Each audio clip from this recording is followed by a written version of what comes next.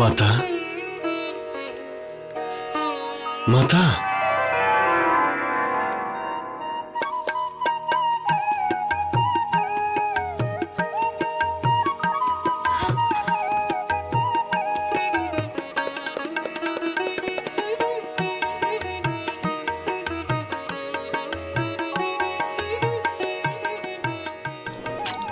আমার রাম,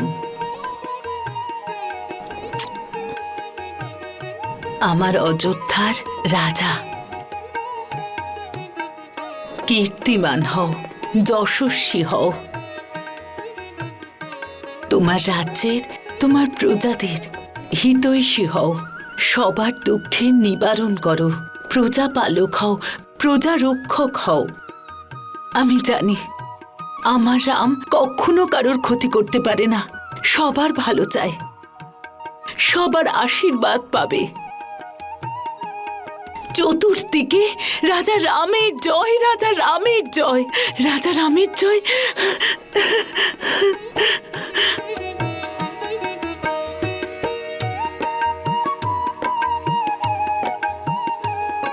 আজ আমি তোমাকে নিজের হাতে ভোজন করাবো। মাতা, না বলো না, আগে ভোজন করো, তারপরে গিয়ে মহারাজের দর্শন করো। প্রথম আশীর্বাদ ওনার কাছ থেকেই নেবে।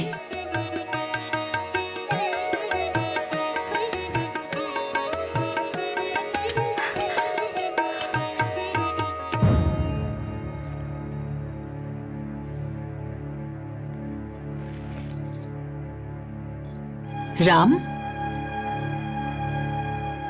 তোমার অঙ্গরক্ষক কোথায়? আর তোমার অস্ত্র?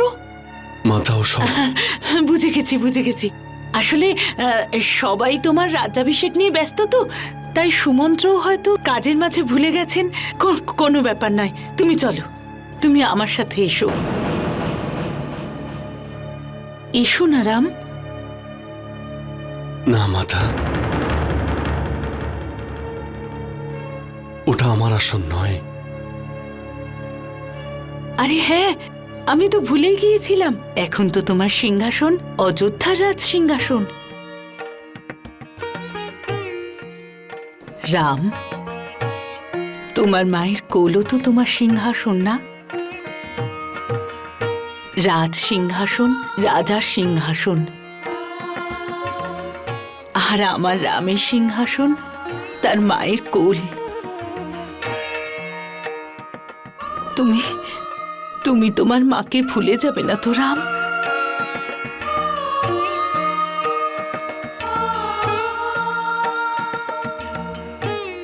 না মাতা, যেদিন রাম নিজের মাতাকে ভুলে যাবে সেই দিন সে জীবিত থাকবে না।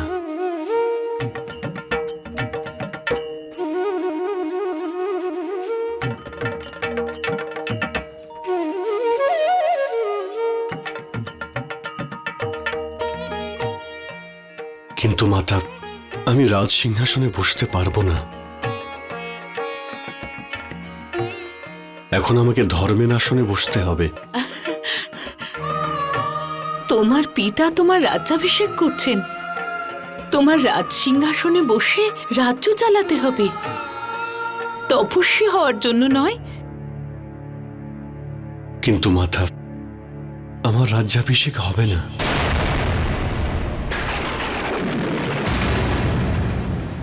মাতা, আজ থেকে আমাকে মাটিতে শয়ন করতে হবে,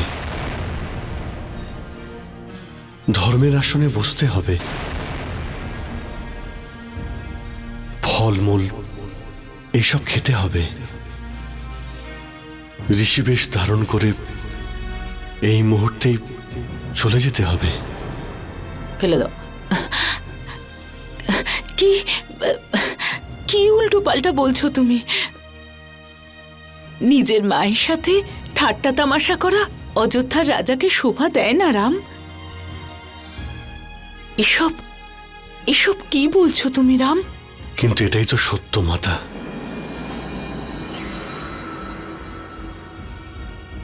মাতা, পিতা কৈকেয়ী মাতাকে প্রতিশ্রুতি দিয়েছেন, সেই অনুযায়ী আমার প্রিয় ভ্রাতা ভরতের রাজ্যাভিষেক হবে,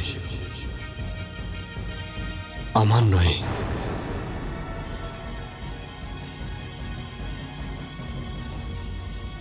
আর আমাকে 14 বছরের জন্য বনবাসে যেতে হবে।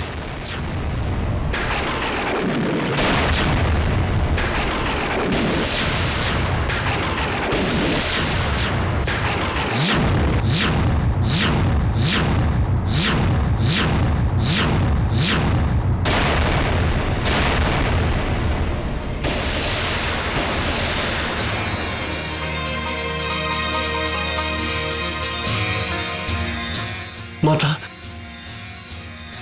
মাতা, কি হয়েছে মাতা? মাতা, চোখ খুলুন মাতা। মাতা,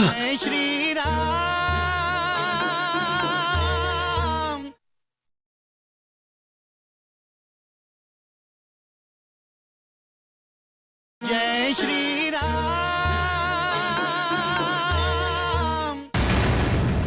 এটা আপনি কি বলছেন মহারানী? রামের 14 বছরের বনবাস? মহারানী, এই সিদ্ধান্তে কি মহারাজের অনুমতি রয়েছে? গুরুদেব, এ তো মহারাজেরই আজ্ঞা রামের উদ্দেশ্যে।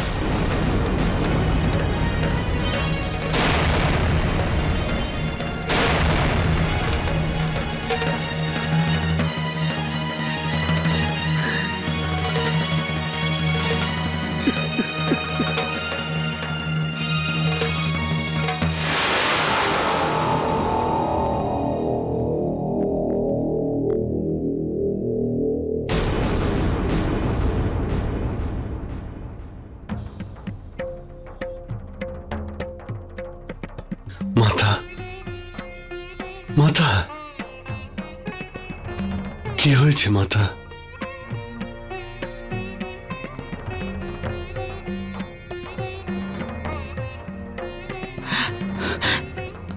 রাম,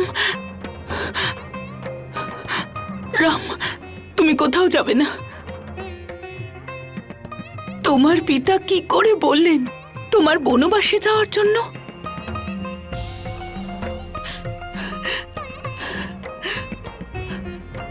তোমার রাজ্যাভিষেক নিয়ে তোমার পিতা কত উৎসাহিত ছিলেন। সকাল হতে দেননি, স্থির করলেন যে তুমি অযোধ্যার রাজা হবে। আর তুমি বলছো যে তোমার পিতা তোমাকে তোমাকে বনবাসে যাওয়ার জন্য বলছেন? আমি আমি মানি না, আমি মানি না। রাম, তুমি জানো তোমার পিতা তোমাকে খুব ভালোবাসেন। এক মুহূর্তের জন্য যদি তোমায় দেখতে না পায় তাহলে চিন্তিত হয়ে পড়েন। আর উনি তোমাকে 14 বছর। আমি কথা বলবো ওনার সাথে গিয়ে। হ্যাঁ, আমি কথা বলবো ওনার সাথে। আমি এক্ষুনি যাচ্ছি, এক্ষুনি। মাতা,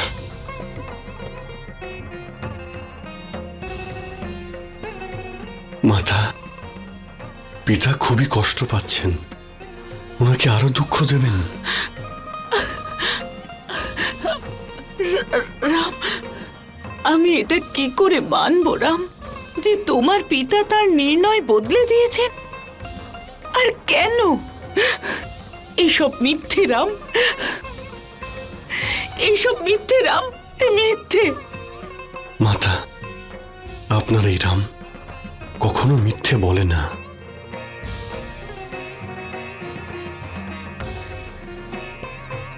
কিন্তু তোমার পরিবর্তে ভরতের রাজ্যাভিষেক কৈকেয়ী এটা মানবেই না।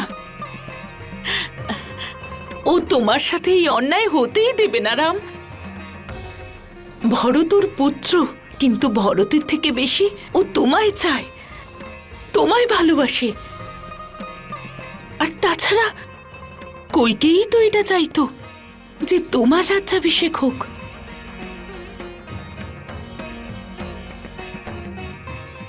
ইচ্ছে ছিল মাতা, কিন্তু আজ কইকেয়ী মাতা চান ভরতের রাজ্যাভিষেক হোক।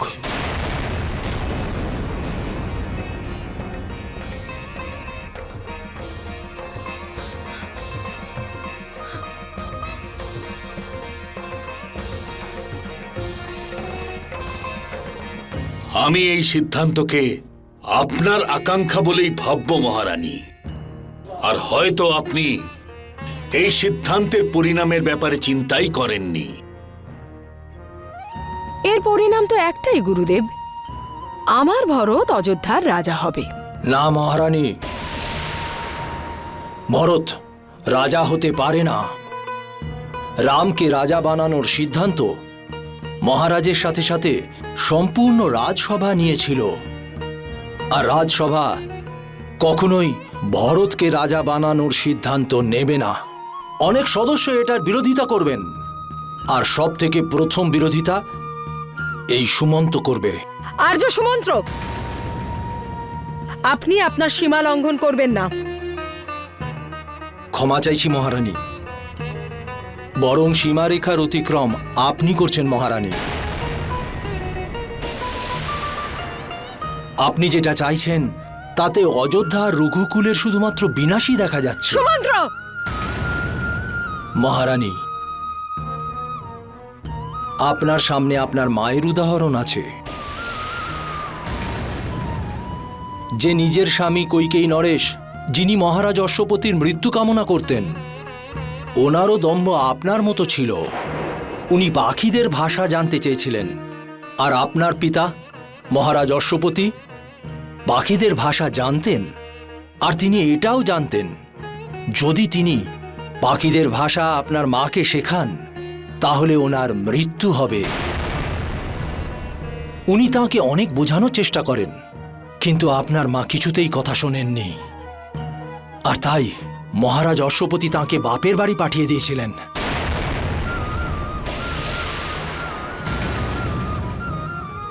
অযোধ্যা নরেশেরও উচিত আপনাকে আপনার বাপের বাড়িতে পাঠিয়ে দেওয়া। মহারানী, আপনার পাওয়া এই দুটো বরের দম্ভে অযোধ্যার সর্বনাশ লুকিয়ে আছে। কেউ বলুক আর না বলুক, কিন্তু অযোধ্যা রাজ্যের এই সেবক আজ না বলে থাকতে পারল না। মহারানী, রাম ভগবানের প্রতিমা, আপনি তাকে বনবাসে পাঠিয়ে অবিচার করছেন। রীতিনীতির প্রতি কর্তব্যনিষ্ঠ কৌশল্যানন্দন রামের ওপর অযোধ্যার সমস্ত প্রজাদের ওপর অন্যায় করছেন।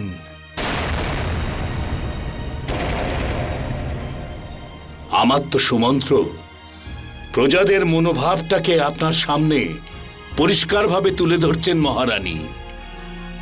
যদি আপনি এই দুই বরদান চাওয়ার থেকে বিরত না থাকেন তাহলে আপনি চিরকালের জন্য কলঙ্কিত হবেন। মহারানী, আপনি আপনার মর্যাদা, সম্মান সমস্ত হারিয়ে ফেলবেন। মানুষ যে কোনো অবস্থায় উঠে দাঁড়াতে পারে, কিন্তু কারোর দৃষ্টিতে যদি ছোট হয়ে যায় সেখান থেকে কখনোই উঠতে পারে না। তাই আপনার কাছে এটা আমার অনুরোধ যে আপনি এই দুই বরদান চেয়ে অযোধ্যার প্রজাদের দৃষ্টিতে নিজেকে ছোট করবেন না। এই দুটো বরদান চাওয়া উচিত নয় মহারানী। গুরুদেব, আমি ভালো করেই জানি আমি আমার প্রাপ্য বরদান চেয়ে কোনো অনুচিত কাজ করিনি। তাতে অন্য কারোর ভালোই হোক বা মন্দ, সেটাকে বিধির বিধান বলে মেনে নেওয়াটাই ভালো।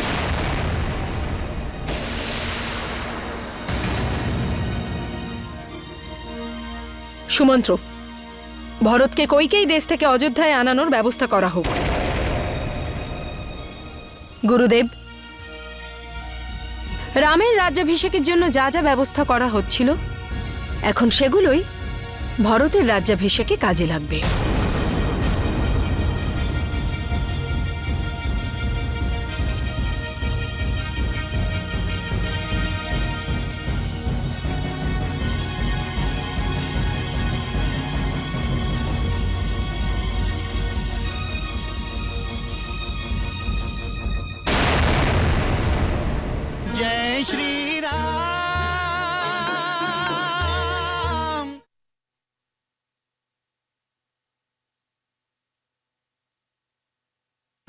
শ্রীরাম। এটা শুনে কত আনন্দ হচ্ছে উর্মিলা যে ভরতকে আনার জন্য দূত কইকেই দেশে যাচ্ছে।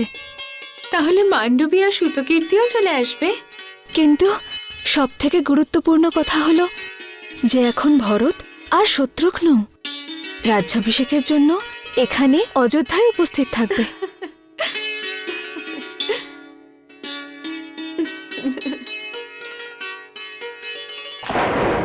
কিন্তু কৈকেয়ী দেশ অযোধ্যা থেকে এতটা দূরে যে ভরত আর শত্রুঘ্ন রাজ্যাভিষেকের জন্য সময় পৌঁছতেই পারবে না।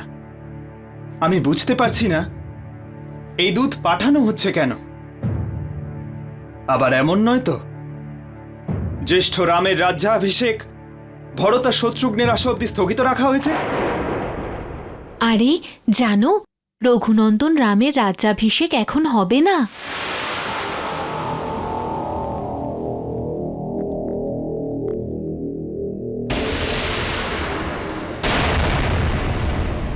রাজকুমার ভরত রাজা হবেন।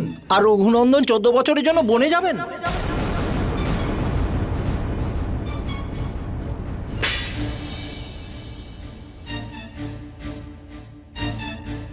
আমার তো মনে হয় এই কৈকেয়ীর কোনো কুটিল চালাকি। না রাম, আমি এখনো বিশ্বাস করতে পারছি না যে কইকে এই রকম করছে। ও তো তোমাকেও তার পুত্রই মানত। এটা সত্য নয় রাম, এটা সত্য হতে পারে না। এটাই সত্য মিত্র। এটাকেই স্ত্রী চরিত্র বলা হয় ভাই। স্ত্রীদের চরিত্র স্বয়ং ব্রহ্মাও জানেন না। এসব কৈকেয়ীরই ষড়যন্ত্র। প্রথমে সে রাজাকে নিজের মুঠোয় রাখলো, আর যখন সময় এসেছে তখন পুরো রাজ্যকে নিজের মুঠোয় করে নিল। কে জানে নিজেকে কি মনে করে।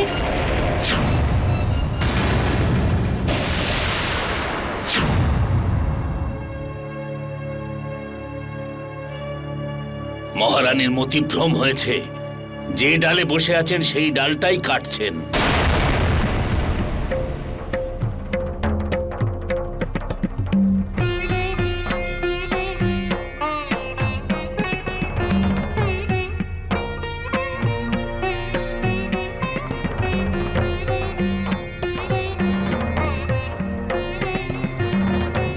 কৈকেয়ী, হঠাৎ তোমার কি হয়েছে?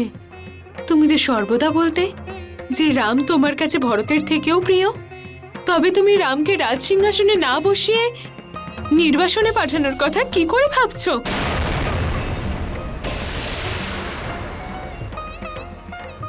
রাজভবনের স্থানে নির্জন বনে তুমি কি করে পাঠাতে পারো? সম্পূর্ণ অযোধ্যা জানে কৈকেয়ী যে তুমি কৌশল্যা দিদিকে কতটা ভালোবাসো।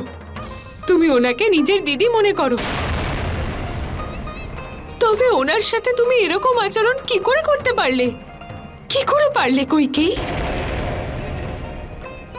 একবার ভাবো কৈকেয়ী, রামকে ছাড়া ভরত কি এই সিংহাসন গ্রহণ করবে?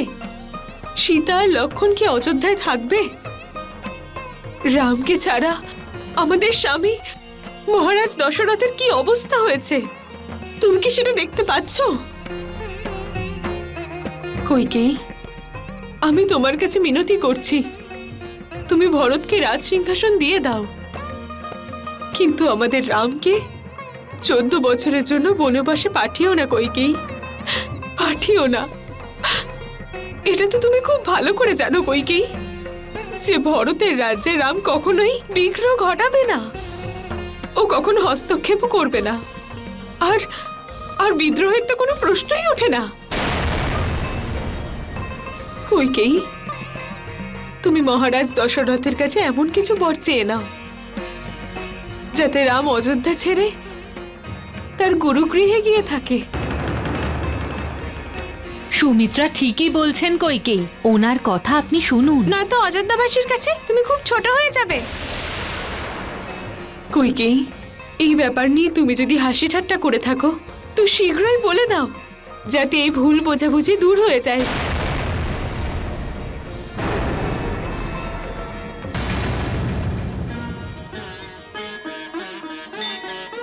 जय श्री राम।